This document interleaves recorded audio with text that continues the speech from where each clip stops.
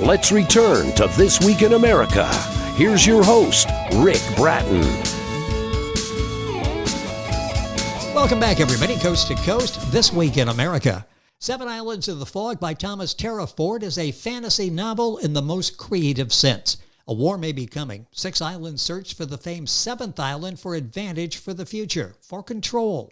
Winged people and a giant bird are out for peace. A submarine captain explores the depths for treasure. Magic, faith, and love drive the many colorful characters of the 7 islands. Humanoid cats and dragon men accompany a host of fantastic creatures. Is war inevitable? Only time will tell when the 7th island holds, what the 7th island holds, and what price of war is for the many people of this fantastic land.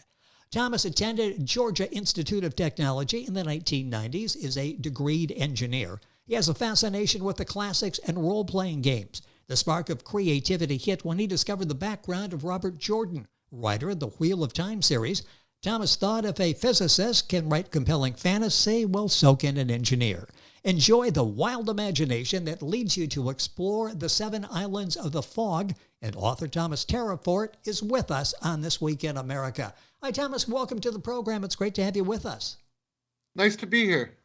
This is really such a job well done. You decided to follow your passion. You tell such a great story in 7 Islands of the Fog. What was your inspiration for writing this book? Oh, I have to say that when I started writing 7 Islands of the Fog, I was kind of in a down place. I was flat broke and a little bit lovelorn.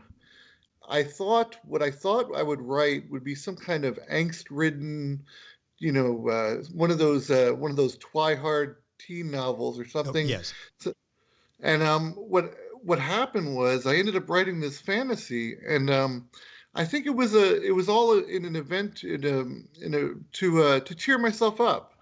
And even to this day, I think the book cheers me up every time I read it. It's an amazing adventure, and you can get lost in it, from beginning to end. And that is the nice thing. You talk about getting lost in it and enjoying it. When you read the reviews, that's exactly the emotions that readers go through. You sort of get lost. You can't put the book down. You want to find out what's happening next. I did a brief synopsis there in the beginning, and you've got so much going on during the course of the book. This is, I think, a little different. I love the way you tell the story and the story you tell. How does 7 Islands of the Fog distinguish itself in the fantasy genre? Well, it's a fantasy world, where the real world is the fantasy, and the fantasy is the real world. Kind of flips it on its head, and you enter the world through the fog. Like normal people living in the world can get lost in the fog and end up in the 7 Islands of the Fog. And my imagination went wild when I wrote this book. There's 6 islands, and there's the mysterious 7th island everyone is looking for. There's people that inhabit these islands and many creatures, and it's just the story distinguishes itself by the sheer amount of fantasy type creatures that are thrown at it, and I also believe that the topics I tackle in the book sometimes are a little political, philosophical, even religious, and it's quite a ride. If you just want to go along for a ride, it's a great read. Well, it is, and the book is called 7 Islands of the Fog. You'll find the book at the usual places. Send you to stratton-press.com as one of the places, publisher of the book available, of course. Amazon, the usual places. Go to our website, thisweekinamerica.us, and we'll get you links so you can go there and get information on the book. You talk about this ride that you're on, and as you're reading, you keep introducing these new characters, and you're going, wow, this is great. They keep coming at us, and I love these. What an imagination that Thomas has. Let's focus on sort of the main characters. Who are the main characters? Tell us a little bit about them. Okay, there are 3 groups of main characters in the story. The first group is on the island of Triton. They're winged people. They fly around on highways in the sky. And the way that they transport themselves from island to island is on these huge birds called whirlybirds. And in the beginning of the book, there's a war coming, and Chancellor Robbins, who is the governor of a major mountain on Triton, is commissioned to bring peace, to be a peacemaker. And the messenger who brought the message, his name is Lucius, comes along with him, and together they meet this girl named Victoria. She is the keeper of the whirlybirds. She keeps. She's basically, it's like a horse farm except for giant birds. And the three of them head out to the island of Shio to broker peace. Another group of main characters in the story is Captain Ryder. In this fantastic world of creatures, he has a submarine, and it's actually a mystery in the story as to why this man has a submarine. But he has a crew, and they travel through the seven islands looking for magical artifacts and gold, and they stumble into the mystery of the seventh island. And then the third group of main characters are these angels. Now, an angels guild on Triton is like a CIA. It's like the CIA. And they also are able to use magic. And the angels and Captain Ryder and the Chancellor Robbins, all three of them are on a collision course together. They're all out on different missions, but their journeys bring them together, both concerning the mystery of the seventh, and also peace on Shio, which is another island in the Seven Islands of the Fog. The book is Seven Islands of the Fog. Thomas Terraforte is our guest on the program, the author. Terraforte is Terraforte, if you're Googling that. Book available Stratton-Press.com, Amazon, all of the usual places. Links on our website, thisweekinamerica.us. A question about your writing process as you sat down to work on this book, Seven Islands of the Fog. Was this all pretty well developed out, fleshed out before you started writing an outline, or did you add some of these elements as you went through telling the story? I would also like to let listeners know that there's another book of mine coming out pretty soon through Stratton Press, and just to keep an eye out for that. It's more of a character-driven novel that you might enjoy. Okay. Just to give you a heads up. What was the question again? Well, it's the writing process. You have so many elements here, and that's what the beauty of the book. You've got so much going on, so many people. Did you lay all of that out in an outline ahead of time with all of this, or did this sort of evolve as you were writing the book? Well, it's kind of a balancing act between the creative and the logical.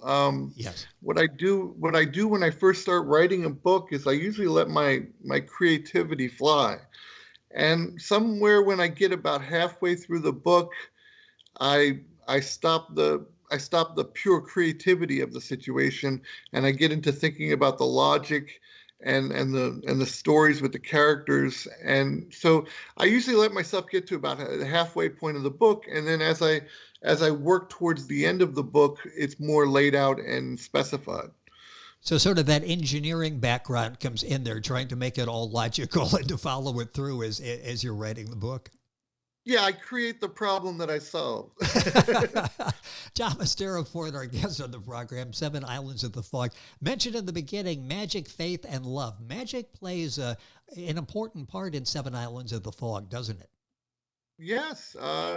There are two groups of magic people in the Seven Islands. One is on the island of Catswall, which is an island of wizards and humanoid cats, and the wizards there have magic. On the island of Triton, the Angels Guild has magic. There's also a general sort of magic, whereas people can, generally people in the Seven Islands can cast a few spells. And then there's also magical artifacts, certain items that hold magical powers. Who is this book designed for? Is there a specific audience you had in mind? There's almost something there for everybody, but is there a specific audience you had in mind as you were writing Seven Islands of the Fog? I wanted to write a story that was fun enough or enjoyable enough for a younger audience, but if you wanted to delve more into the symbolism of the story as an older person, you could do that. So there's two ways of looking at the book. You can look at it as pure fun, pure enjoyment, or you can try to say, well, what was he saying about this, or why was this put in the story? I was just going to say, as an adult reading it, you've got this, boy, this is a great story. And then you're thinking, well, wait a minute. Is he trying to get us thinking here with this particular topic that he's entered into the storyline? Did you do a great job of doing that?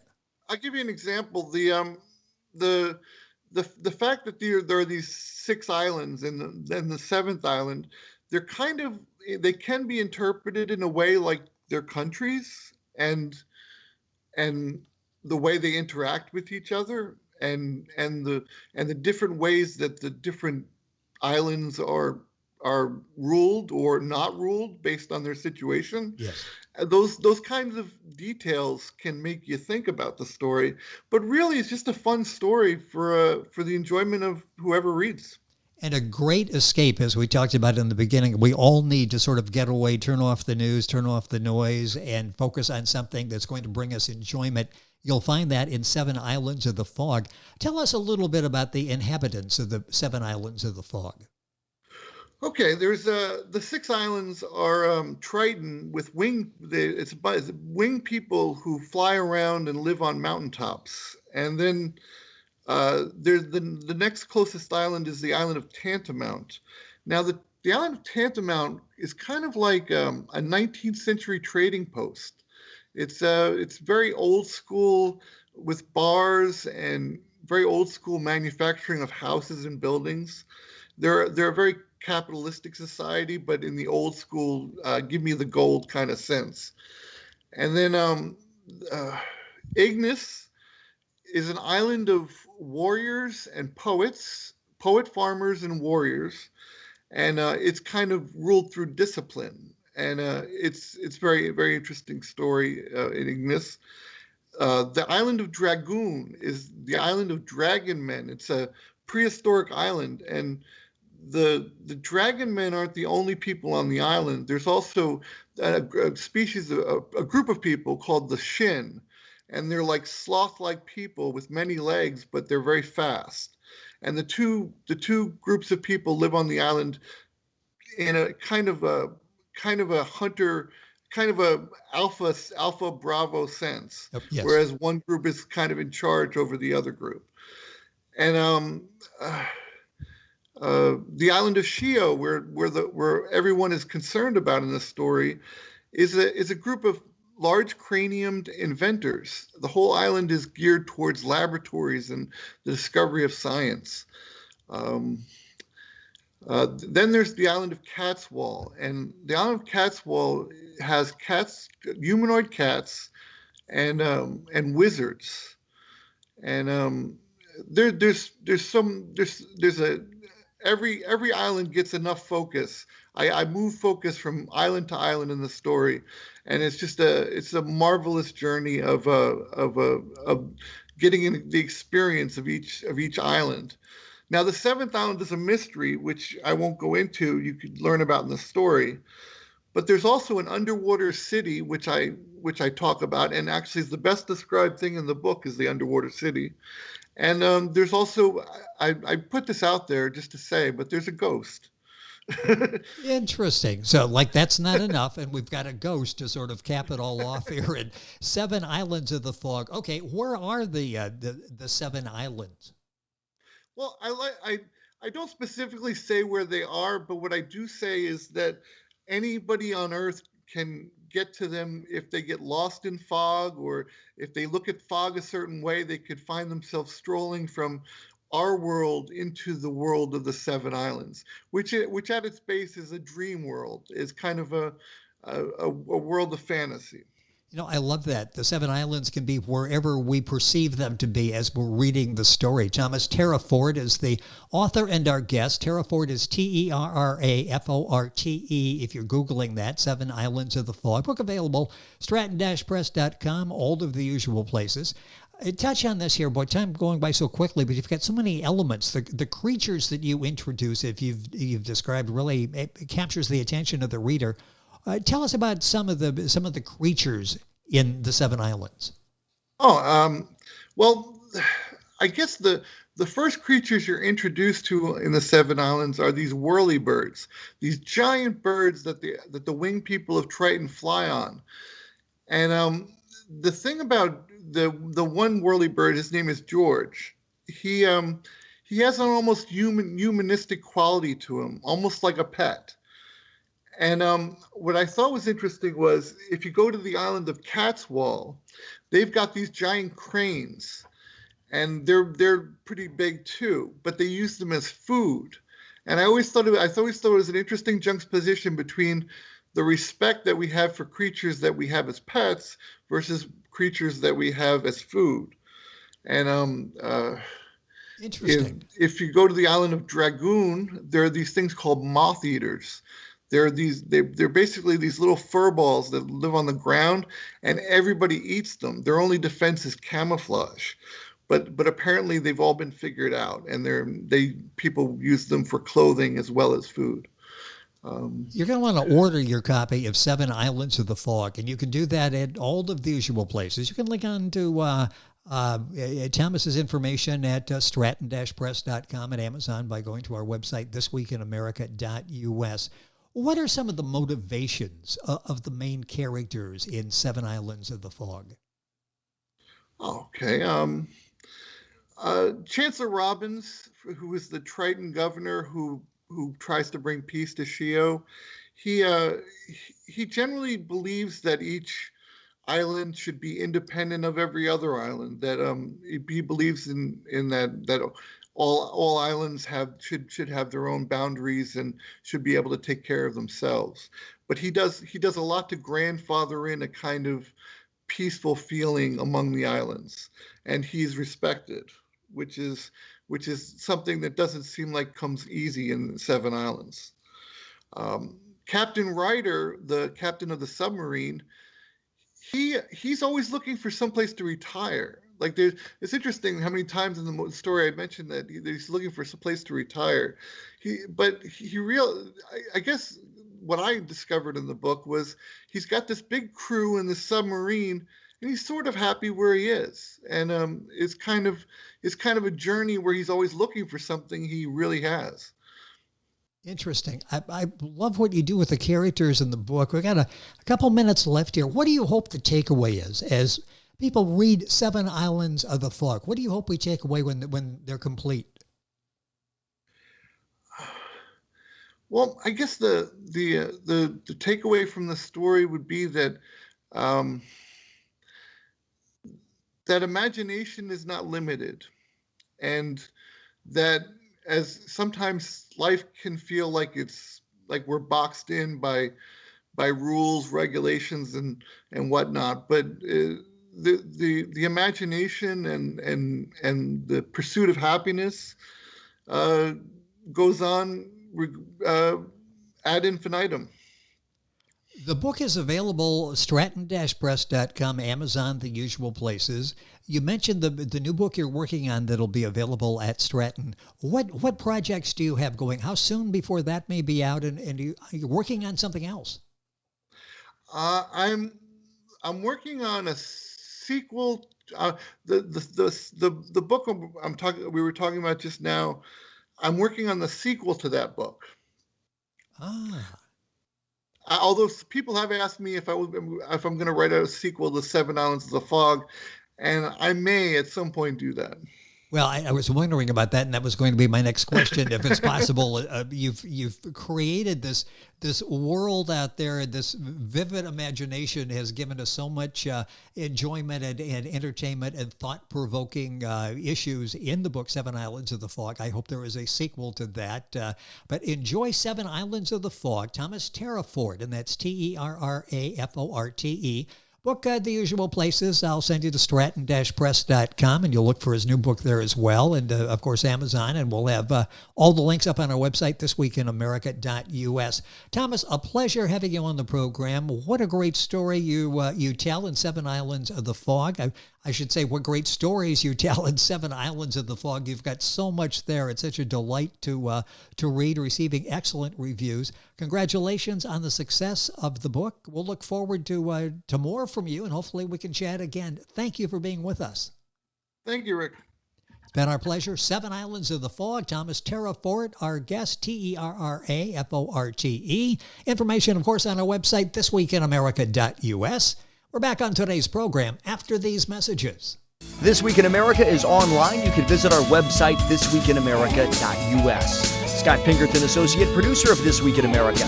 Jay Anderson, Segment Producer. Ben Watson, Webmaster. Otto Bechet, Director of Engineering and TV Production. This Week in America produced and is a trademark of Blue Funk Broadcasting, LLC. For information on all of our guests and to listen to this week's show, our website again at thisweekinamerica.us. And I'm Sean Bratton, Executive Producer of This Week in America.